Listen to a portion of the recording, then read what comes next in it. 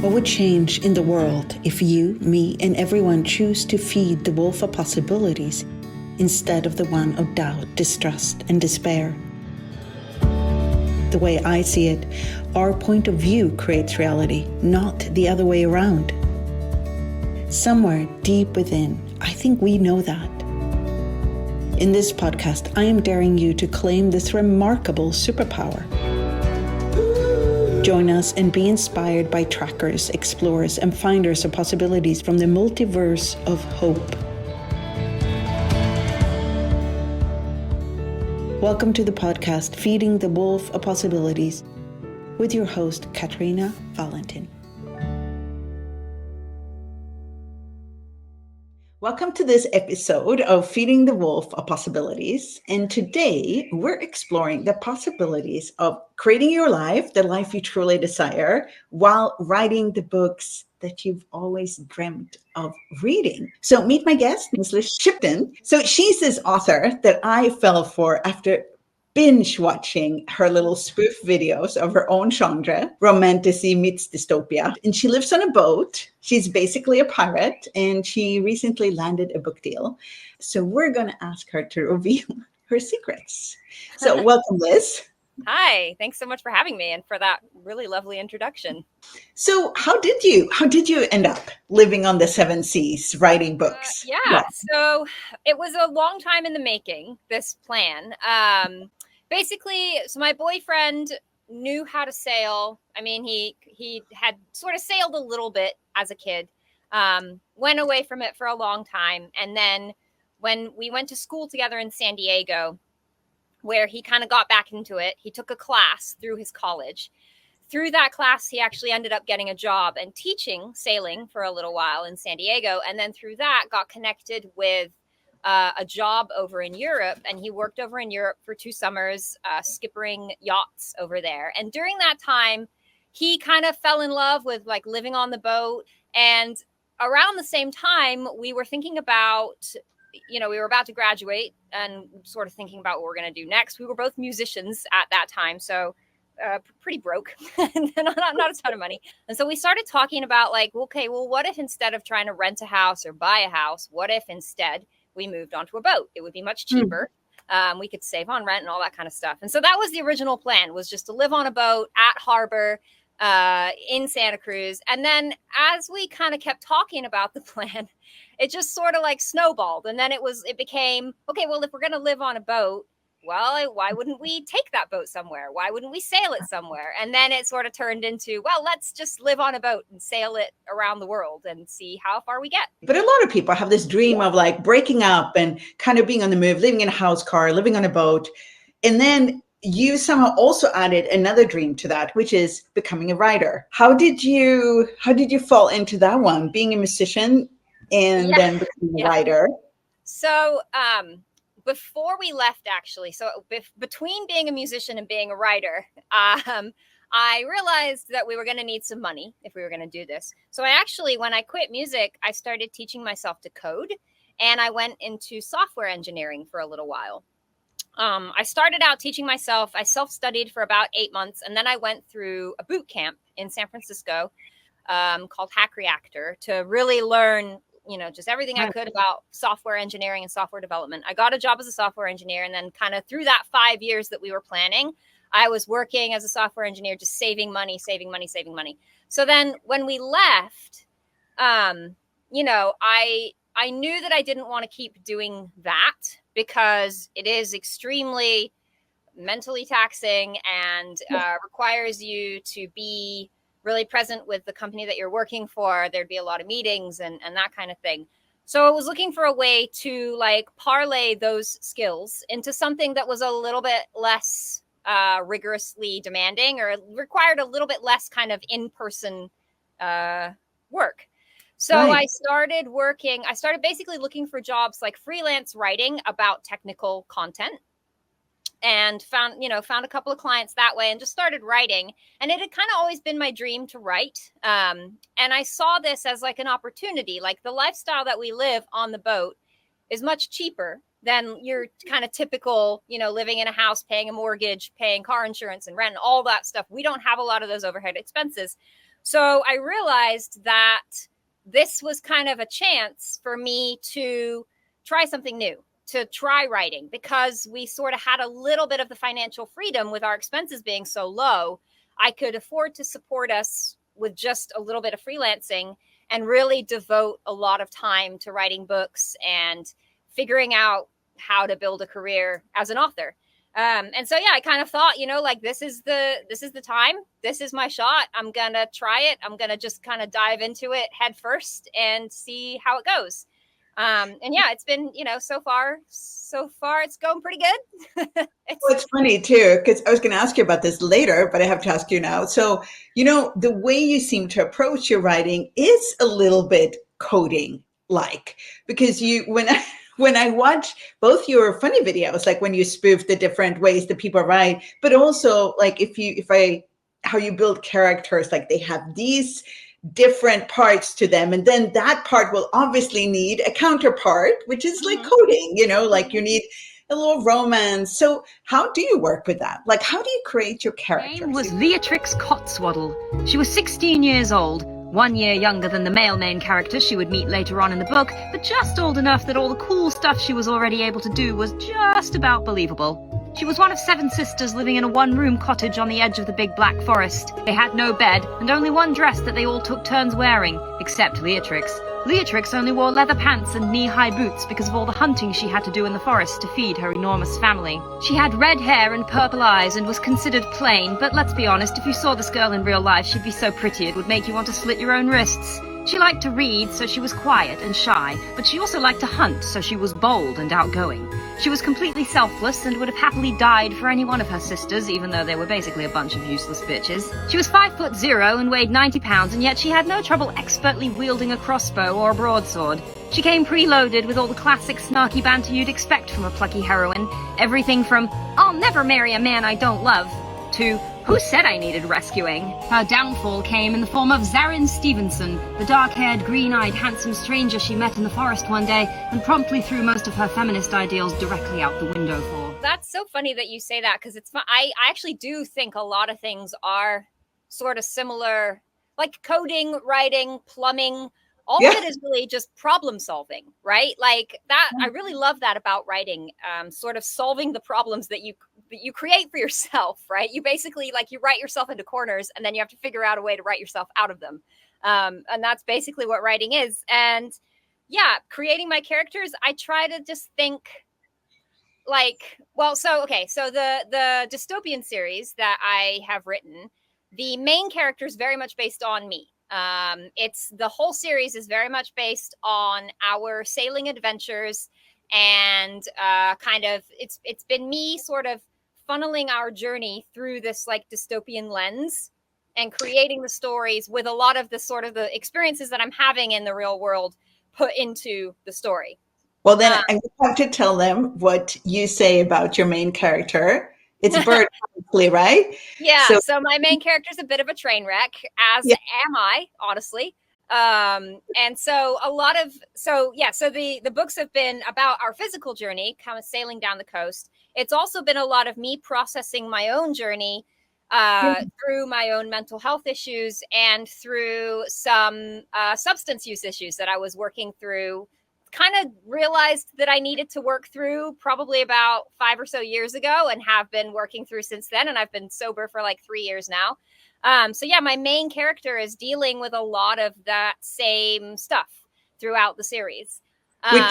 Which also makes her very interesting. And I mean, you can actually connect to her through that. So it's brilliant, but it was so clear, like all your characters have these like characteristics that you pulled out that she plays really hard. I try really, like, I love all of my characters so much. That's why I ended up writing like 9 books in this series, or it will be 9 books by the time it's done, when it was going to originally be like 1 book. But I just kind of fell in love with the characters so much and just wanted to keep picking them apart and seeing what else was there. I try really hard to write characters that I feel are real and that resonate with me.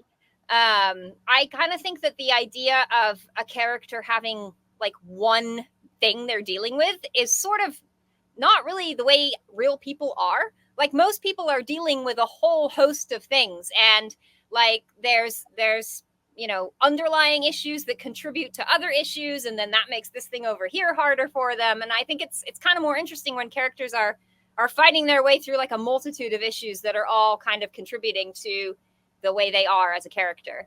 I chose to write dystopian because when I started writing and I thought about the books that I remembered loving, like as a kid, it was like Hunger Games, Divergent, all that kind of stuff. And I really wanted to write something similar to that. I also think that dystopian is a great genre through which I can like rant about the world and the state of it and my disappointment with it and problems with it. I think dystopian's kind of a great genre for that. Dystopian's not actually so popular as a genre right now. I think probably because the world sort of is a bit of a garbage fire, like just in real life. People don't necessarily want to be told how much of a garbage fire the world is, which I think is part of the reason that fantasy is so big right now, because people just kind of want to escape a little bit, I think, right? Like you want to read about this fantastical world that has just nothing to do with the problems that we're all actually dealing with on a daily basis. You're planning to write a YA dystopian novel. Let's just make sure you have everything you need. Another sassy young heroine on the cusp of womanhood, except she's an orphan this time. A troubled young man doing his best to care for his 5 younger brothers because he's an orphan too. Oh, everyone's an orphan. And poor. Okay, yep. A vaguely evil government, children using guns, children training to be soldiers, children fighting a war for some reason, everyone wearing tactical gear, weird food, the heroine using a bow and arrow or a dagger even though weapons technology has progressed way beyond that point, tattoos, more tattoos, overthrowing the government, the color gray, the color gray, the color gray, the color gray, the color gray, and some kind of lesson about how terrible the world is that makes everyone who reads it feel like they did something about the problem just by reading the book, even though no one's actually doing anything about it, and we're all heading for a bleak, miserable, dystopian future or an apocalypse any day now. You're all set. I started the series wanting to write a male character that felt like not just real, but felt like he was out for himself a little bit. I feel like I had read things where the male main character seems to exist only to support the female main character, or like, you know, he's so into her and he just does as much as he can to help her, and he's like so in love and all this stuff. And that to me just like doesn't really ring true. I wanted a male character who's like puts himself first a little bit, and like is a real dude, and screws up and all that kind of stuff. So having written that character, I then just wanted to dig into it a little bit more. And yeah, it was challenging writing from a male point of view. I don't know how well I'm doing it. I guess I should ask some dudes if, like how they feel about the character. But yeah, it's also, especially because the books have, you know, some spice in them. It's interesting writing spicy scenes from a male POV as well. And at first it was like a little weird, but like honestly, the more you do it, the more you're like, well, this is just people, right? At the root of it, we're all just people. And a lot of the things that we think and feel are the same, regardless. I would go to the ends of the earth for you. He growled, he snarled, he gasped, he groaned, he grunted, he bellowed, he whispered against her neck, he croaked, he choked, he growled again, he breathed, he said, hoarsely. He barely managed to get out. He gritted out. He growled again, probably. He said through clenched teeth. He purred. He said with predatory intent. He said, barely restraining himself. He said with a dangerous look in his eyes. He growled. Wait, did I already say growled? Oh well. Well, I wanted to ask you, because you do have like unapologetic, salty language, humor, and quite explicit sex scenes, you know? And so how do you write them? Like, how do you find them out? Do you try them out? Like, what do you do? Like in real life? Yeah. No, I actually don't. So it's funny. When I first wrote the series, I wrote it with no spice. It was a YA dystopian series. And then I kind of discovered Book Talk and discovered spice through ACOTAR. I had no idea until I read ACOTAR that like spicy romance was really even a genre. And after I'd read that, I was like, well, I wonder if I could do that. So I went back and I basically wrote some like bonus scenes between the two main characters just to kind of see, you know, it's like a challenge to myself to be like, do I enjoy this? Would other people read it? Is it even something that, you know, is readable? And I ended up liking the scenes so much that I decided to just age up the characters a little bit, put the scenes into the books, and then release the series again as a new adult series. So the characters are a little bit older, like, you know, much later teens / early 20s.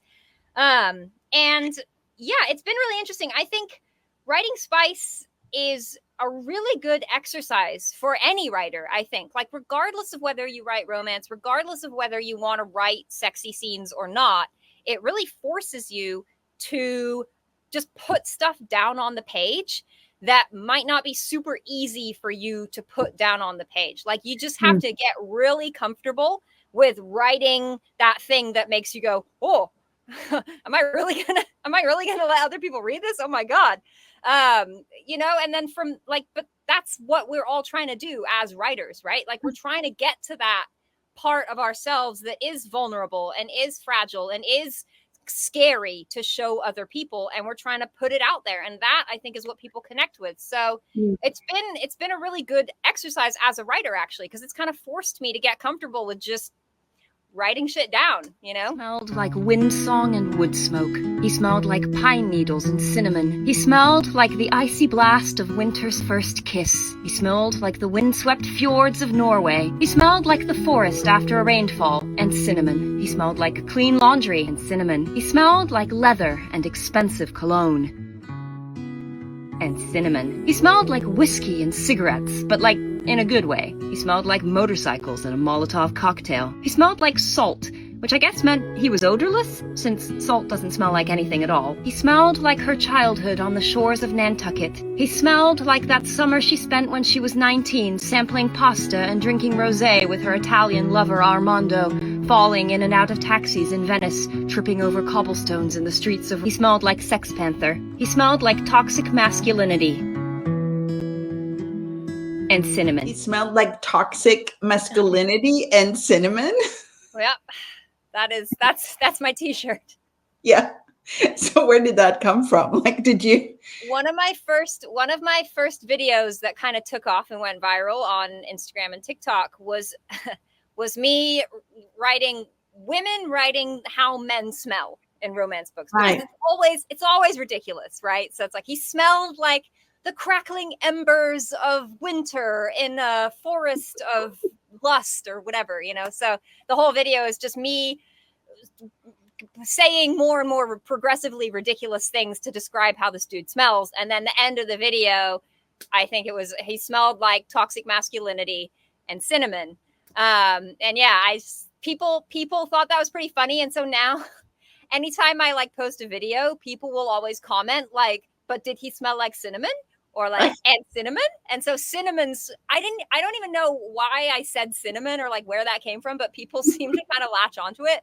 And I think it's funny. So yeah. It's two very different energies, like toxic masculinity and the scent of cinnamon. Cinnamon has so when putting them together creates this thing that didn't exist in the world before. To me, it sort of sums up so perfectly like what a dude in a romance book is, right? Like a walking red flag who for some reason is really sweet, like that we're totally cool with. Yeah.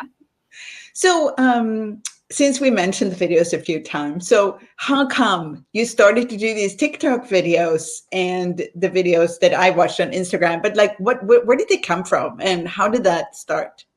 So that's actually such a great question. I have to give credit where credit is due to another author whose name is Jason Pinter. He has written a book called Dating and Dismemberment that people may be familiar with. It's getting quite big. It actually just got picked up by Entangled Publishing, which is the same publisher that did Fourth Wing. He independently published this book, and he actually was the one who first came up with this format of the person sitting at the computer writing, and then there's a voiceover going along in the background. And so I was scrolling through TikTok one day, and I came across this video of his, and I thought it was really funny.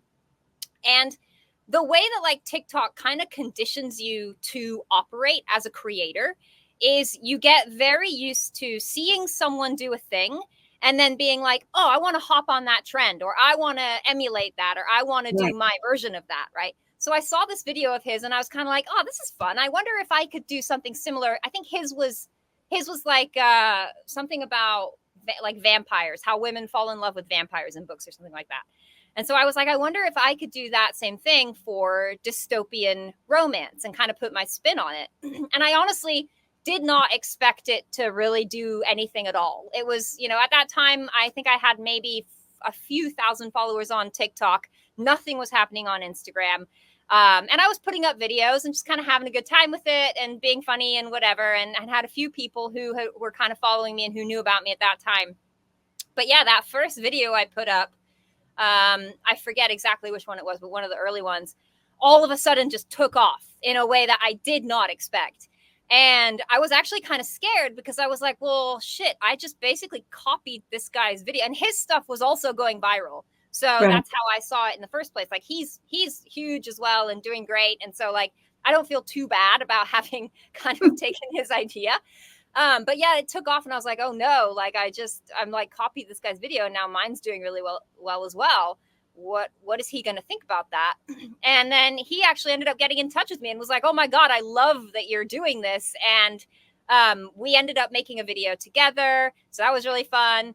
And yeah, ever since then, I kind of just, you know, once you find something that works on social media, you sort of just have to keep doing that because that's sort of what people expect from you. So from there, it was like, okay, well, I'm just going to keep kind of putting out videos that are similar to this. And I've experimented with a few other things as well. Since then, I have a series of videos that's like a person at a checkout, basically like checking out your list of all the things you need in your enemies to lovers romance, or all the things you need for your fantasy man or whatever. And then I have a new series I'm starting right now, which is like characters' point of views if the book was set in the present day. So I just put up the first one of those a couple weeks ago, and I'm making a few more of those. But yeah, those ones where I'm sitting at the computer with the floaty, typey fingers, those are definitely the ones that everyone kind of like, for whatever reason, I don't know why, those are the ones that people seem to enjoy the most. Another word for growled. Can your eyes actually darken? How many times do you have to stab someone before they die? What is considered a forest and what is just the woods? How do you make a bomb? What's another word for throbbing? What's another word for trembling, panting, running fast, lifting one eyebrow, narrowing your eyes? What's the difference between a pony and a horse? Did they have cement in olden times? If everyone in the world suddenly died, would the earth get lighter? Like, not in terms of sunlight, but would the gravity be affected or anything? How long does it take to bleed out after you have been stabbed in the kidney? Where is Constantinople? You published 7 books, self-published, right? So now you have a book deal. So how did that happen? Like what miracles did you work?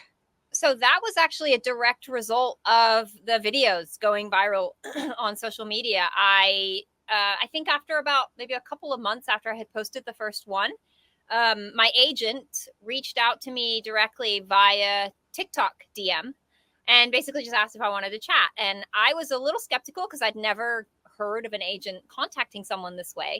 But I looked her up and she was legit and had other clients, and I talked to some of her other clients and everyone had great things to say about her. And so I met with her and she asked if I had anything that I was, if I would be interested in traditionally publishing. And I actually did. So there was another manuscript that I started working on maybe over a year ago. And I had kind of set aside because I just didn't really know what to do with it.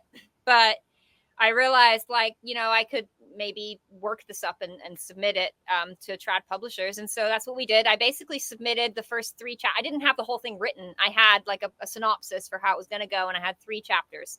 And so, yeah, signed with her and we started submitting it to publishers and we ended up getting a deal like very quickly. I can't tell you any specifics yet of the deal because they haven't actually announced the book. I think that's happening. I don't know when this will air, but it may have been announced by the time this airs. But at time of recording, they're going to announce sometime next month, I think. Hmm. But yeah, so it came about very quickly. And then I just finished the rough draft of the manuscript, and I'm going through edits right now and getting ready to submit. So yeah, I think having the books out for sure definitely helped. Having a sizable following on social media, that definitely helped. But I think, ultimately what it came down to was the publisher just really liked my 3 chapters. They came back and they were like, "Oh my God, I want more of this. Like, where's the rest of it?" And they were so excited, which was nice because, I want to work with someone who's excited about my work, which they were. Yeah. So how do people find it? Like if they want to read this series, if they want to discover who you are by reading your main character? So the young adult version, which is aimed at teens, probably like maybe 16 and up, 16 to 18. That's kind of my YA series. That is available through my website, lizshipton.com. I have a bookshop on my website where you can get that version of the series either in paperback or as an ebook. And then the adult version or new adult version, which is a slightly older and has the explicit content in it, that is available as an ebook only through Amazon.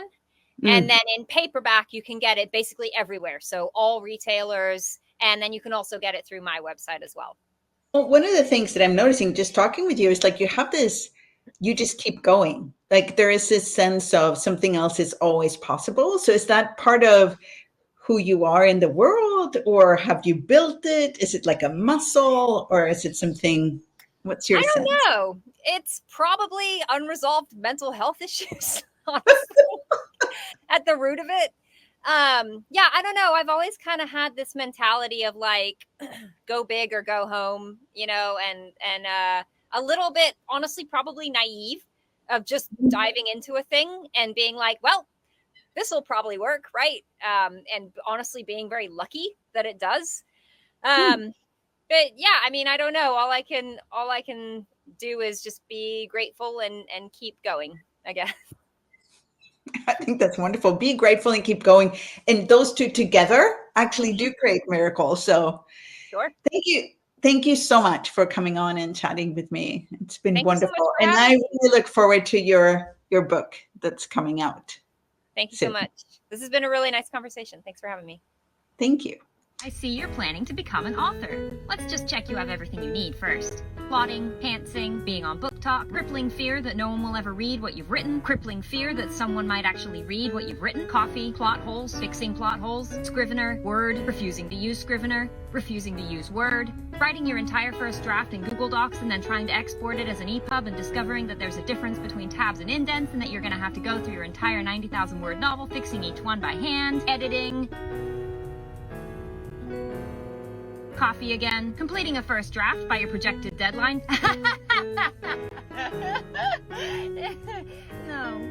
Completing your first draft by your revised deadline. No. Completing your first draft. Reading your first draft only to discover that it's garbage. Reading your first draft and discovering that it's worthy of the Nobel Prize for Literature. Mentally preparing to win the Nobel Prize for Literature. Practicing being on podcasts you're never going to be called for. Practicing meeting with movie executives you're never going to work with. Reading young adult novels well into your 30s. Imposter syndrome. Weird Google searches. Posting on TikTok, posting on TikTok, posting on TikTok, posting on TikTok, posting on TikTok, making a snack when you should be writing, playing with your dog when you should be writing, reading when you should be writing, staring vacantly out of the window when you should be writing. Coffee again, having a pen name, having more than one pen name, spending an inordinate amount of time coming up with new pen names. A book deal. Wait, how did that get in there?